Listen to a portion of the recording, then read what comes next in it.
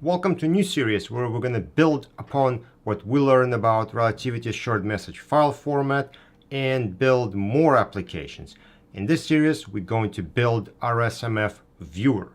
Previous series, I've built application called Message Crawler that takes a standard DAT file and converts it into RSMF files. And you all know RSMF stands for Relativity Short Message File, which is a file format created by Relativity to store communications such as text messages or WhatsApp messages, iMessages, short message communications. Now, Message Crawler right now is still in beta stage, but I am going and building an additional application, and I'll explain why I'm doing it in a moment.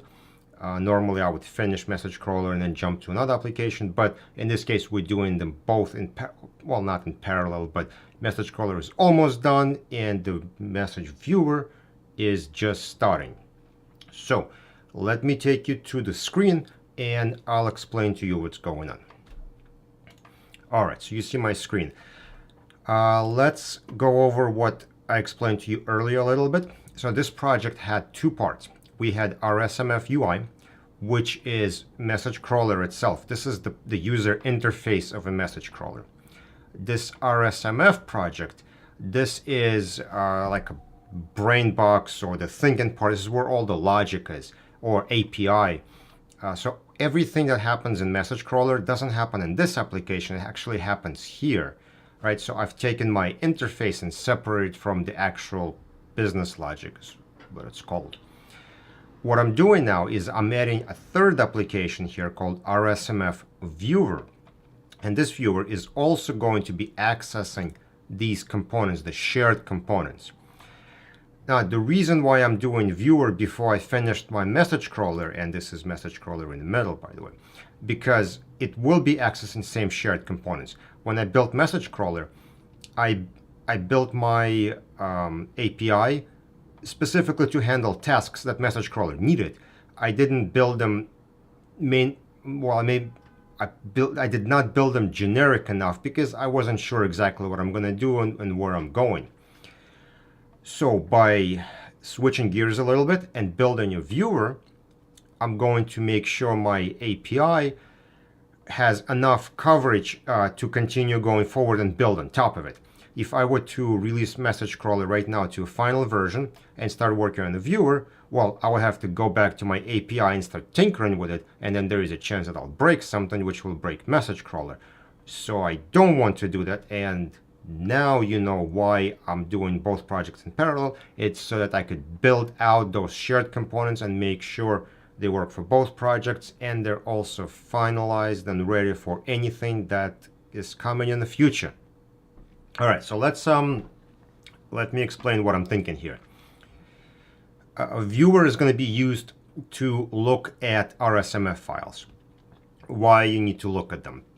Well, first, for users who don't have relativity. If you happen to have them and you're like, what is this? How can I see what's inside? Well, if the person who generated them didn't put the message content into the EML body, well, it'd be pretty hard that people have to get the attachment, look at the JSON file, try to make sense of it. It's going to be confusing, right? So I want to give ability to non-relativity users see what's inside the RSMF files. Second reason, you may want to look at the RSMF files before loading them, just so you know what you got. And finally, okay, I had a third idea which completely escapes me right now. Doesn't matter.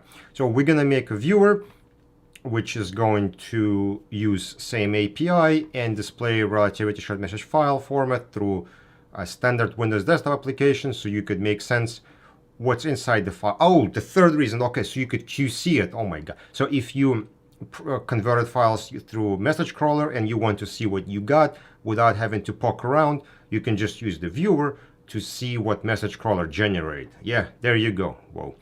All right, so let's run this. I'm gonna hit on start, and it's a little bit off the screen. There we go. So what I got here is we have browse to a folder. We can use this button to navigate to a folder that contains short message files. So I'm going to browse to a desktop, say select, and bam, it found that I have 4 different files. So I can do is I can check them, I can uncheck them, and on the bottom here I have a button all or none. The idea is you never want to just look at one RSMF file because you don't know how they've been split up, right? It may not make sense to just look at one at a time.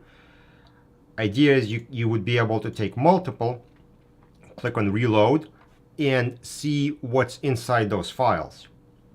So all I did for now is I just made like a directory list kind of thing that will put a list of files in a folder and allow you to check them and uncheck them. Nothing else works here. Reload selected doesn't work. It's just a placeholder button. Next, what I did is I added a button here, and what this is going to do is read. It's a hard-coded file, so it's going to read the file, and it'll display it in the grid view, right? Grid view, yeah, my favorite. So on top, we have our events. On the bottom left, we have our conversations, and on the right here, we have participants. So all we did is we took the JSON file, and we just loaded it into a grid. The idea is we can take another file and add to it, right? So if we were to have two files checked, so what I'm going to do is I'm going to click it again, and it's going to append to it, right? Even though it's the same data, we are able to see multiple files at the same time. So this is where like I said, I have somebody will just check a bunch of files here, click on them, and they're all going to get loaded into this grid. Here's what I was thinking going to be a problem. If we have participants like we have here, P1, P2, P3, well, that's going to be bad because you don't know which, let's say this P1 here was different than this one. Well, then you're going to have problem figuring out who is what. So let me close this. I want to clear this out, rerun this. And now I'm going to say generate new IDs.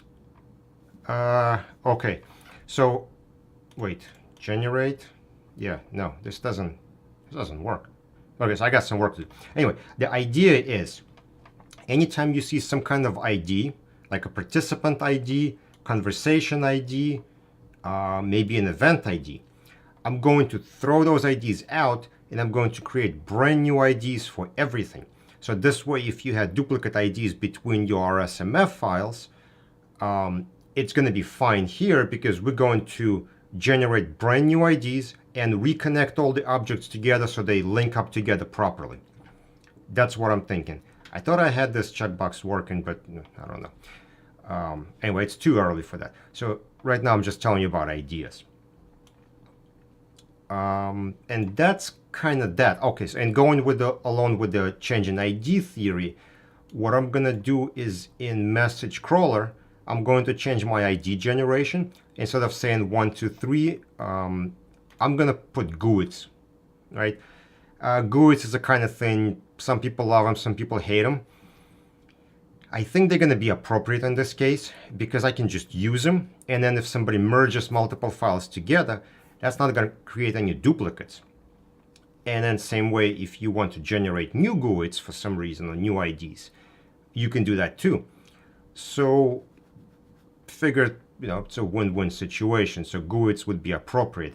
And if you do want to save your IDs here, like your control number, you should put them into your custom metadata for an event, which it doesn't show up here yet.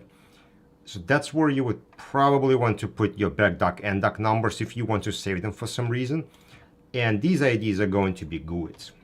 I think that makes sense. I'm going to continue playing around with this.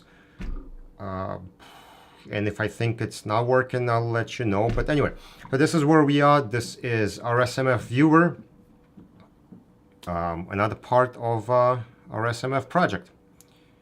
All right, let me know what you guys think. See you guys on the next video.